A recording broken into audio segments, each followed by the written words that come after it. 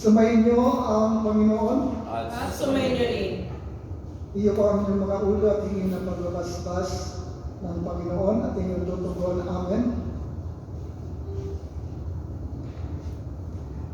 Ang Diyos na tumubos at tumukop sa inyo pakundangan sa pagkabuhay ni Hesus Kristo ay siya naman magpala sa inyo na kaligayahang magpasawalang hanggan. Amen. Kayong pinagkalooban ng manunubos na walang malim na kalayaan ay pagkami tinawa niya na kanyang pamanang buhay na walang hanggan. Amen. Dahil kayo ay kaisa niyang bumangon mula sa kamatayan pakundangan sa pananampalataya at binyag. Kayo naway makatambal ng mga nasa kalangitan pakundangan sa inyong mabuting pamumuhay ngayon at magpasawalang hanggan. Amen. At pagpalain nawa kayo ng makapangyarihang Diyos, Ama, Anak at Espiritu Santo.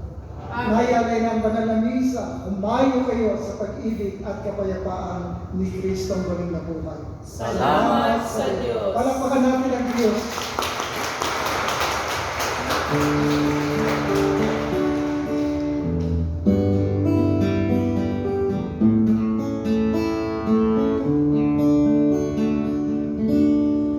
Tuwing dakong dapit hapon, minamasdan kong lagi ang paglubog ng araw, hudyat ng dakip sining.